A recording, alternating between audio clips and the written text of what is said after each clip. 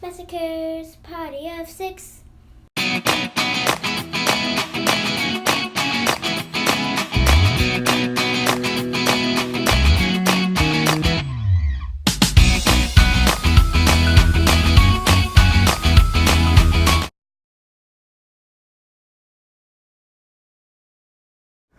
Welcome to the next episode of Storytime with Dad.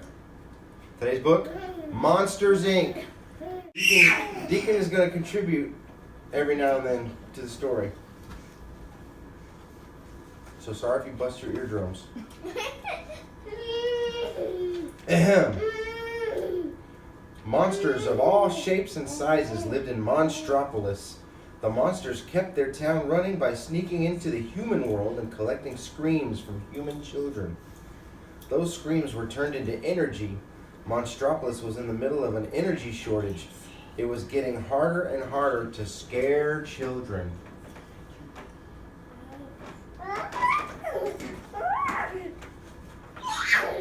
Sully and his best friend Mike worked at Monsters, Inc. Sully was a scarer. Mike was his assistant.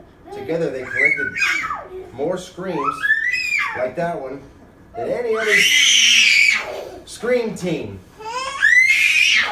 Randall also worked at Monsters, Inc. He could blend into any background, making himself practically invisible. Randall was the second best scarer at Monsters, Inc. He was always trying sneaky things to gather more screams than Sully. One day, Randall, Sully, and the other scarers stood in front of a row of doors, ready to start work. Each door would lead them into a different child's bedroom in the human world. May the best monster win, Sully said to Randall. I plan to, Randall snarled back. Randall worked fast and scared lots of children. That's Randall scaring children behind a lot of doors. But when Sully scared all the kids at a slumber party, he set a new scare record.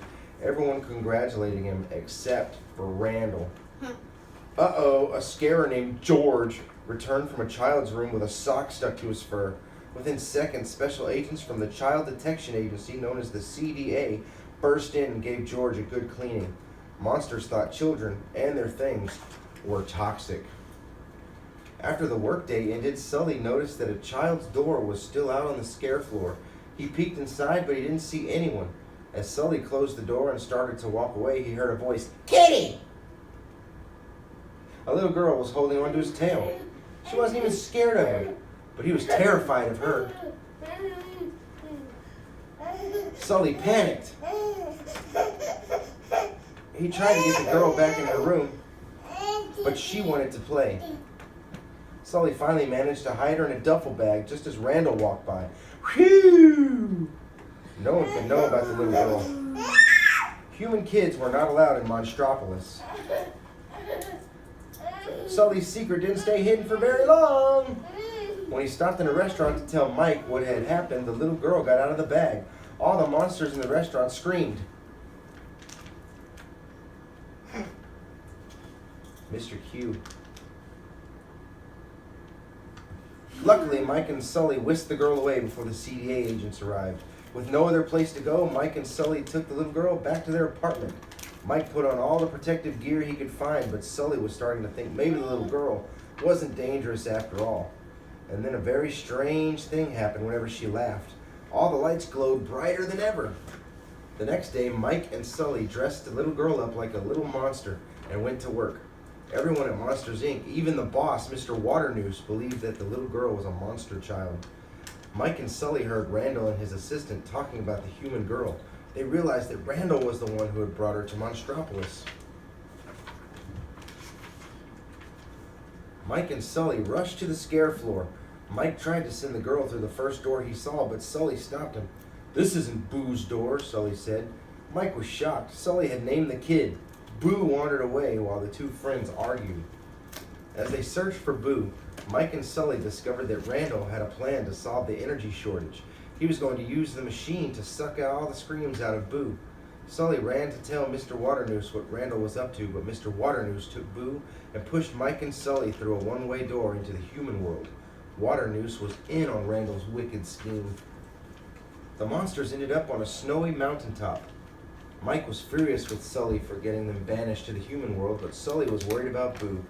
He quickly made a sled and sped down the mountain to a nearby village. Soon he found a kid's bedroom door and raced back into the monster world. Sully arrived at Monsters, Inc. just in time. Boo was already attached to Randall's machine. Sully smashed the machine and ran off with Boo. Mr. Waternoose ordered Randall to get the girl back. After a wild chase, Sully, Mike, and Boo escaped from Randall. Then they tricked Mr. Waternoose into talking about his evil plan, and the CDA agents heard every word and took Mr. Waternoose away. Boo was safe. Mike had Boo's door waiting on the scare floor. Sully carried Boo into her room and tucked her into bed. "Nothing's coming to scare you anymore," he said to the little girl. "Goodbye, Boo." Sully became the new boss at Monsters, Inc. Thanks to Boo, he had discovered that children's laughs created even more energy than their screams.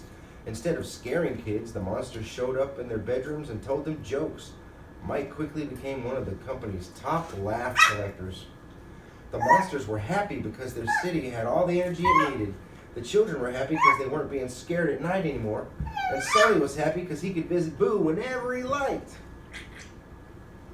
The end.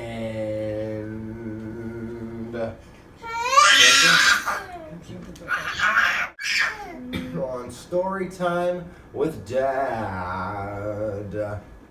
Massacre party of 6. Massacre's party of Massacre party of 6.